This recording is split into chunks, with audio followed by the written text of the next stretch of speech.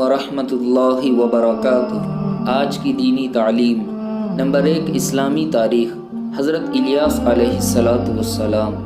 حضرت الیاس علیہ السلام اردن کے ایک علاقہ جلعاد میں پیدا ہوئے۔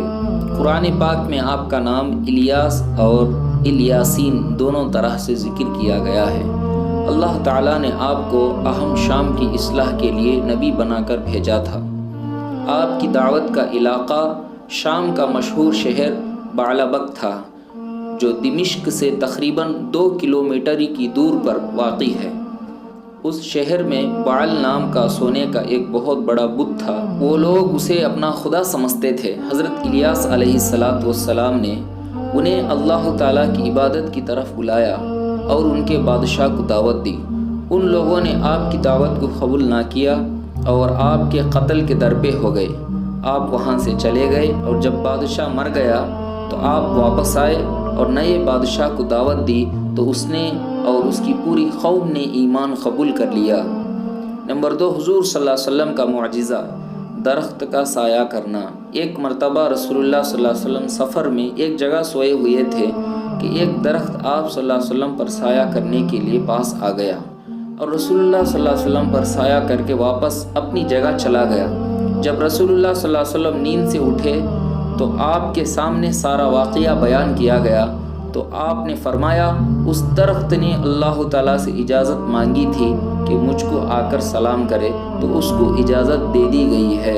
نمبر 3، ایک فرض کے بارے میں، قرض ادا کرنا۔ رسول اللہ صلی اللہ علیہ وسلم نے فرمایا، قرض کی ادائیگی پر قدرت رکھنے کے باوجود ٹال مٹول کرنا ظلم ہے۔ خلاصہ، اگر کسی نے قرض لے رکھا ہے اور اس کے پاس قرض ادا کرنے کے لیے مال ہے تو پھر قرض ادا کرنا ضروری ہے، ٹال مٹول کرنا جائز نہیں ہے۔ نمبر 4، ایک سنت کے بارے میں، نماز میں سلام سے پہلے یہ دعا پڑھے۔ حضرت ابو بکر صدیق رضی اللہ تعالیٰ عنہ نے حضور صلی اللہ علیہ وسلم سے کہا کہ مجھے ایسی دعا سکھا دیجئے جس کو میں اپنی نماز میں پڑھا کروں، تو آپ صلی اللہ علیہ وسلم نے فرمایا کہ یہ دعا پڑھ لیا کرو، اللہم انی ظلمت نفسی ظلما کثیرا ولا یغفر الذنوب الا انت فاغفر لی مغفرۃ من عندک وارحمنی انک انت الغفور الرحیم۔ ترجمہ، اے اللہ، میں نے اپنی جان پر بہت ظلم کیا ہے اور تیرے سوا کوئی گناہوں کو بخشنے والا نہیں، تو اپنی خاص بخشش سے مجھ کو بخش دے اور مجھ پر رحم فرما، تو بہت بخشنے والا بڑا مہربان ہے۔ نمبر 5، ایک اہم عمل کی فضیلت۔ ایک آنسو سے جہنم کے سمندر بجھ سکتے ہیں۔ رسول اللہ صلی اللہ علیہ وسلم کے پاس حضرت جبرائیل علیہ السلام تشریف لائے، جبکہ آپ کے پاس ایک شخص بیٹھا رو رہا تھا۔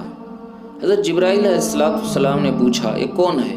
تو آپ صلی اللہ علیہ وسلم نے فرمایا، فلاں شخص ہے۔ تو حضرت جبرائیل علیہ السلام نے فرمایا، ہم انسان کے سب اعمال کا وزن کریں گے مگر رونے کا نہیں کر سکیں گے، کیونکہ اللہ تعالیٰ آنسوؤں کے ایک قطرے سے جہنم کی کئی سمندر بجھا دیں گے۔ نمبر 6، ایک گناہ کے بارے میں، اولاد کا قتل گناہ کبیرہ ہے۔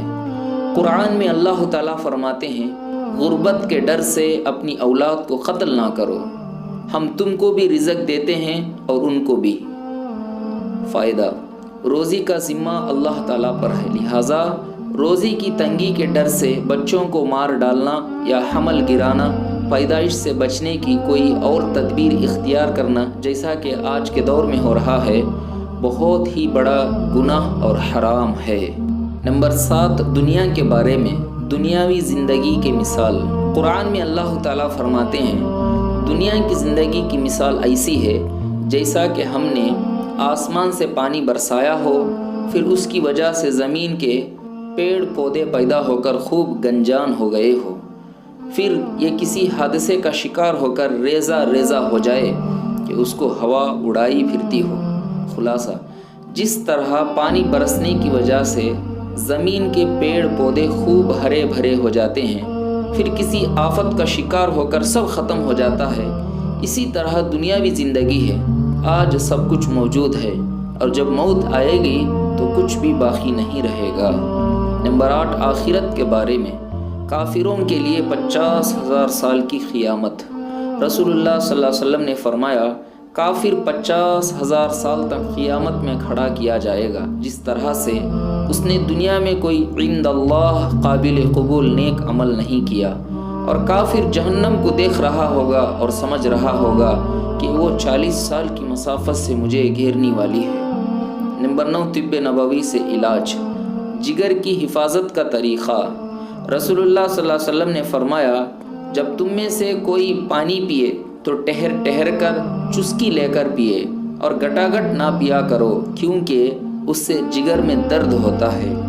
نمبر 10، نبی صلی اللہ علیہ وسلم کی نصیحت۔ رسول اللہ صلی اللہ علیہ وسلم نے فرمایا اپنے ماں باپ اور بتوں کی قسم نہ کھاؤ، اور نہ ہی اللہ کے علاوہ کسی اور کی قسم کھاؤ۔ اگر قسم کھانے کی ضرورت پڑ جائے تو صرف اللہ کی سچی قسم کھاؤ۔